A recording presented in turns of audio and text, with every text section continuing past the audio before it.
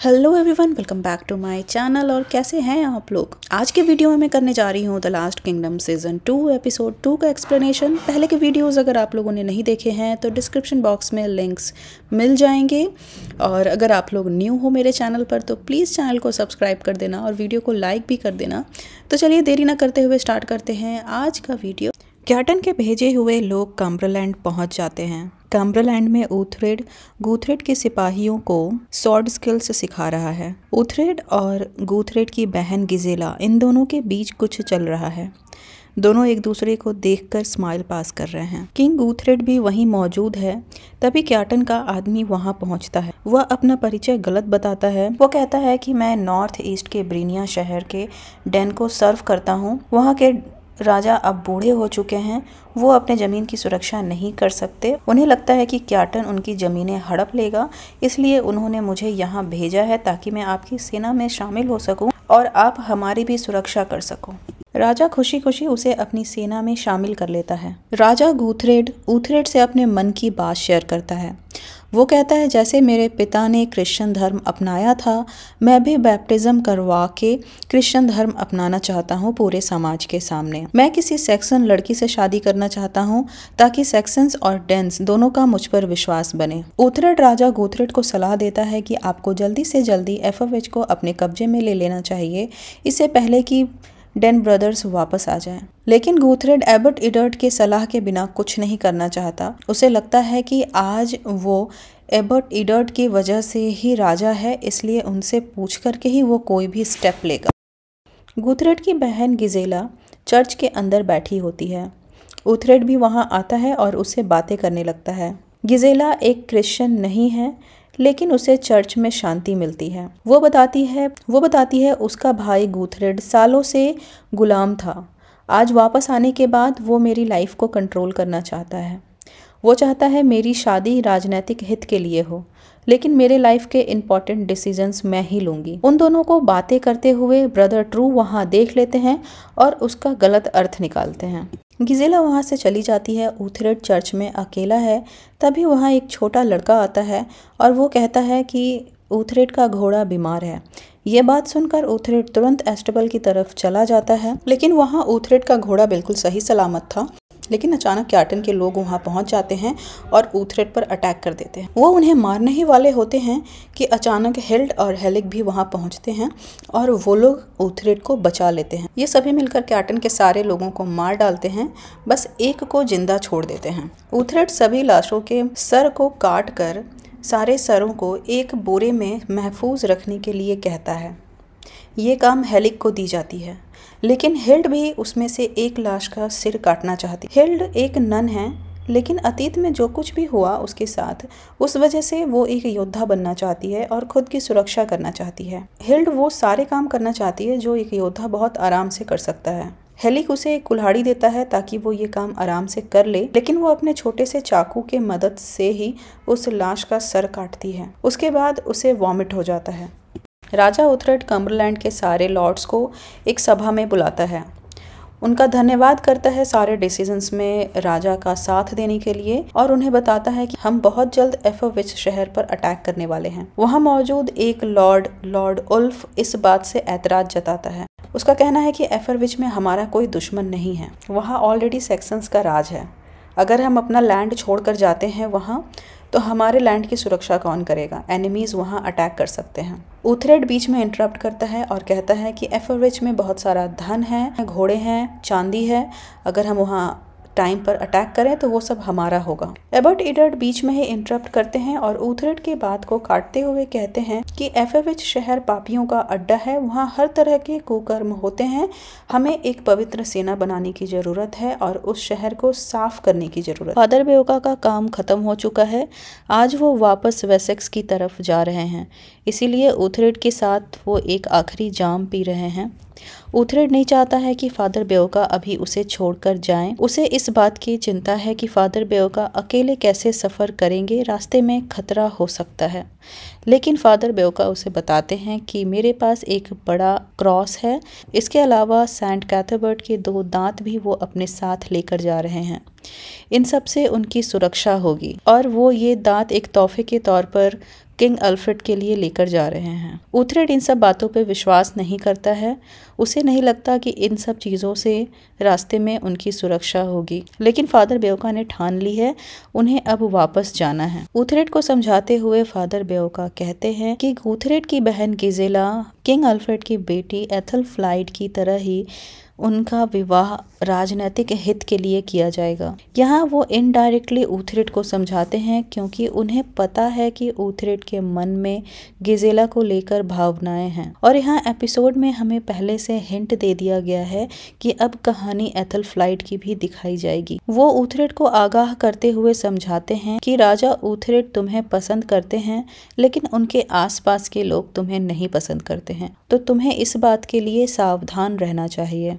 Healed ने अपने none वाले कपड़े छोड़कर एक योद्धा की तरह कपड़े धारण कर लिए हैं। ऊथरेड उसे देखता है और उसकी तारीफ करता है। वो ऊथरेड को बताती है कि वो एक योद्धा के साथ साथ नन भी है। राजा ऊथरेड की सेना एफोविच शहर की तरफ बढ़ती है।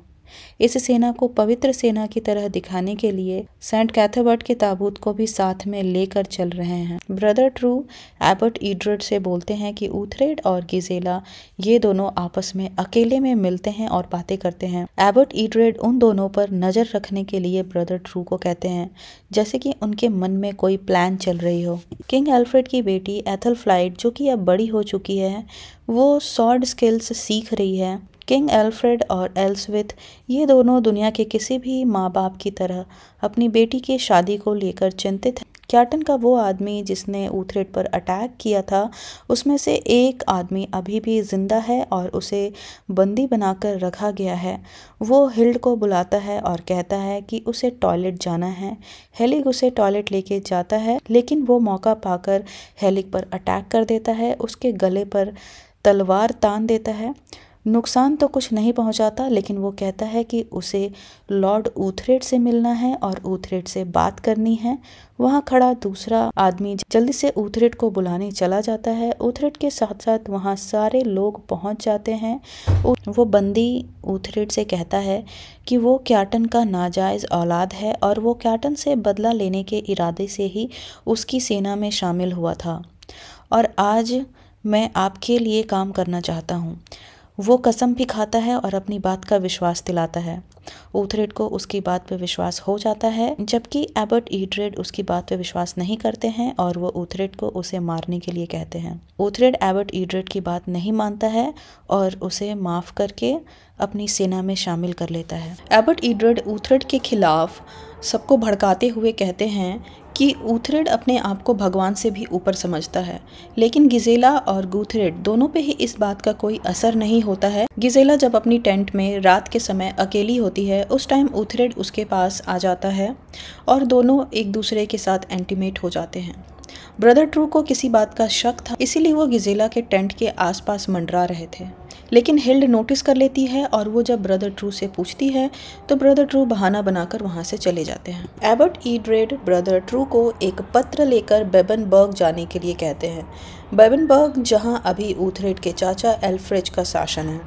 उन्हें पता है कि एल्फ्रेज ऊथरेड से नफरत करते हैं, इसलिए वो इनके काम आ सकते हैं। ऊथरेड ने हिल्ड, हेलिग, क्लापा, सेग्रिड इन सभी को डेन ब्रदर्स पर नज़र रखने के लिए कहा था। जब ये लोग डेन ब्रदर्स और उनकी सेना को आते हुए देखते हैं तो इस बात की खबर ऊथरेड और राजा गूथरेड को देते हैं। सभी लोग जंगल के रास्ते छुपाते चुपके से डेन ब्रदर्स को देखने जाते हैं, जो कि अभी अभी युद्ध से वापस लौटे थे और वो काफी थके हुए थे और उनका इरादा कैंप डालकर रात में आराम करने का था। ऊथरेड राजा गूथरेड को सजेस्ट करता है कि ये सबसे सही समय है इन पर आक्रमण करने का। ये थके हुए हैं और इनकी संख्या भी कम है, हम इन पर आराम से विजय पा सकते हैं। लेकिन गूथरेड के मन में कुछ और चल रहा है। वो अटैक करने से मना कर देता है और वापस अपने कैंप की तरफ चला जाता है।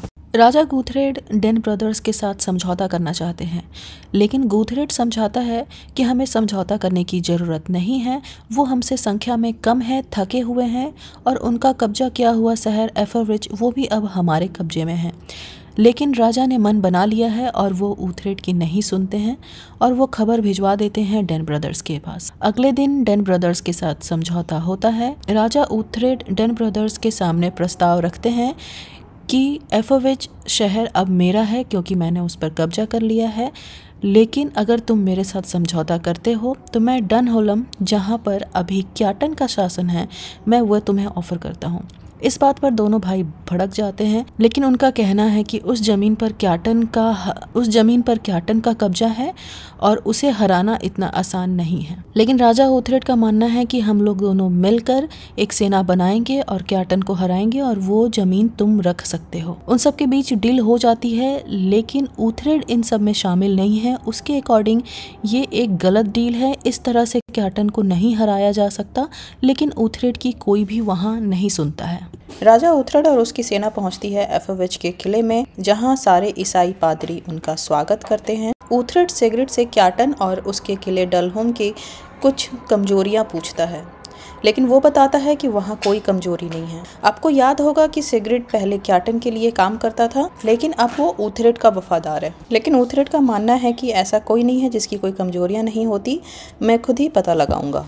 एबर्ट ईड्रेड राजा गूथरेड को फिर से ऊथरेड के खिलाफ भड़काते हैं। वो कहते हैं ऊथरेड आपके ताज का सबसे बड़ा दुश्मन है, वो बहुत महत्वाकांक्षी है, सिर्फ बेबनबर्ग से उसका पेट नहीं भरेगा, वो भविष्य में आप पर जरूर अटैक करेगा। और अगर आज ऊथरेड यहाँ नहीं होता तो बेबनबर्ग में उसके चाचा एल्फ्रिज से आपकी दुश्मनी नहीं होती, हम लोग मित्र राज्य होते और वो आपको युद्ध में हेल्प भी करते। ब्रदर ट्रू एबर्ट ईड्रेड का पत्र लेकर बेबनबर्ग एल्फ्रिज के पास पहुंचते हैं। एल्फ्रिज पूरा पत्र पढ़ते हैं, जिसमें ऊथरेड के बारे में बहुत कुछ मेंशन था।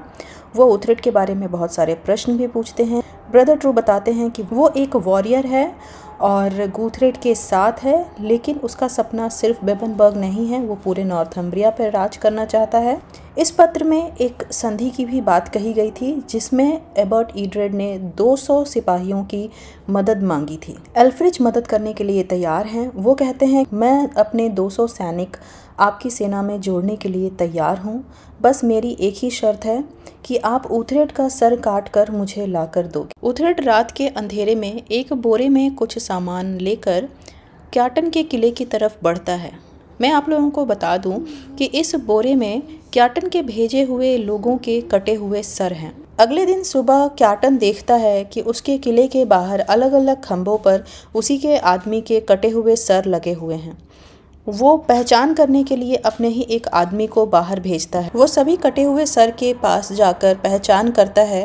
तभी अचानक वहाँ ऊथरेड फिर से अपना वही भूतों वाला भेष बनाकर पहुँचता है और अचानक ही उसका भी सर काट कर गिरा देता है। ऊथरेड को देखते ही क्याटन का बेटा स्वैन उसे पहचान लेता है और अपने पिता क्याटन को बोलता है कि ये वही भूत है जिसे मैंने स्लेव मार्केट में देखा था। लेकिन ऊथरेड का ये गेम क्याटन के सामने नहीं चल पाता। क्याटन उसे पहचान जाता है कि ये ऊथरेड है। ऊथरेड फिर भी उसे धमकी देता है और क्याटन भी उसे धमकाता है कि उसे वो जिंदा नहीं छोड़ेगा। ऊथरेड वहाँ से चला जाता है। राजा गूथरेड और ऊथरेड ये दोनों आपस में बातें करते हैं। राजा गूथरेड जिनके ऊपर एबर्ट ईड्रेड के बातों का काफ़ी असर है, और ऊथरेड जो कि काफ़ी हल्के मूड में हैं, वो मजाक के तौर पर राजा गूथरेड से कहते हैं भविष्य में मैं बेबनबर्ग का लॉर्ड बनने वाला हूँ, इस तरह मैं आपका एक राइवल हूँ। आप मुझसे शांति वार्ता करने के लिए अपनी बहन के शादी का प्रस्ताव मेरे पास रख सकते हैं। ये सब बातें ऊथरेड ने बहुत ही मजाक के सेंस में कहा था, लेकिन गूथरेड इन सब बातों को बहुत सीरियस लेता है। उसे लगता है ऊथरेड सच में उसके ताज के लिए एक खतरा है। अगले दिन बिल्कुल सुबह सुबह एबर्ट ईड्रेड अपने कुछ लोगों को लेकर ऊथरेड के कमरे में पहुंचते हैं, जहां ऊथरेड और हेलिक सो रहा होता है। वो जबरदस्ती उन पर अटैक करते हैं और घसीटते हुए बाहर लेकर जाने लगते हैं। उन्हें समझ नहीं आता कि उनके साथ क्या हो रहा है। हिल्ड उन्हें देख लेती है और उन्हें बचाने की कोशिश करती है, लेकिन ऊथरेड हिल्ड से कहता है कि तुम मेरी तलवार को ढूंढो और उसके बाद गिजेला के पास जाओ। हिल्ड ऐसा ही करती है। वो गिजेला के पास जाती है, लेकिन गिजेला को भी बंदी बना लिया गया है। गिजेला हिल्ड से कहती है कि तुम हमारी आखिरी होप हो। राजा गूथरेड अपने पादरियों के साथ खड़े हैं। ऊथरेड को बंदी बनाकर वहां लाया जाता है। ऊथरेड के पूछने पर राजा बताते हैं कि उसे और हेलिक को बेच दिया गया है, वो अब गुलामों वाली ज़िंदगी बिताएंगे। इस शहर और राज्य से बहुत दूर। ऐसा क्यों किया जा रहा है उनके साथ पूछने पर राजा बताते हैं ऊथरेड के चाचा एल्फ्रिज के साथ एक संधि की गई है। एल्फ्रिज राजा ऊथरेड को अपने 200 सिपाही देंगे और उसके बदले उन्हें ऊथरेड का सर चाहिए था। ऊथरेड अपने चाचा का नाम सुनकर बिल्कुल बौखला जाता है। वो कहता है कि अगर उन्हें सर चाहिए था तो मैं गुजारिश करूंगा कि आप मुझे मार दो, मुझे जिंदा छोड़ना आपके लिए सही नहीं होगा। लेकिन राजा ऊथरेड का डिसीजन चेंज नहीं होता है। हिल्ड अपने घोड़े पर सवार होकर विंचेस्टर की तरफ निकल जाती है। ऊथरेड की मदद करने के लिए राजा अल्फ्रेड के पास पहुंचने के अलावा उसके पास इससे अच्छा उपाय नहीं था। वो सीधे राजा अल्फ्रेड के दरबार में पहुंचती है और सारी कहानी बताती है। वहाँ ओडा, बेओका, एल्सवेथ, राजा अल्फ्रेड और उनकी बेटी एथलफ्लाइड भी मौजूद थी। राजा बोलते हैं कि अब हमारे बस में कुछ नहीं है क्योंकि वो लोग उसे गुलाम बनाकर बहुत दूर निकल गए होंगे। उसे ढूंढ पाना अब बहुत मुश्किल है। फादर बेओका इस न्यूज़ से भावुक होकर राजा से कहते हैं कि मैं जाऊंगा ऊथरेड को ढूंढने, चाहे मेरी पूरी जिंदगी इसमें क्यों न बीत जाए। लेकिन ओडा के पास में इससे बेहतर उपाय है। ओडा कहते हैं कि हमें अल रैग्नर को ऊथरेड को ढूंढने के लिए भेजना चाहिए। अल रैग्नर को नॉर्थ का नॉलेज भी है और वो फादर बेओका से जवान भी है। किंग अल्फ्रेड को भी ये आइडिया सही लगता है। अल रैग्नर जो कि वेसेक्स का एक बंदी था उसे बुलाया जाता है और किंग अल्फ्रेड उसे सारी कहानी बताते हैं और उसे इस मिशन पर जाने के लिए कहते हैं।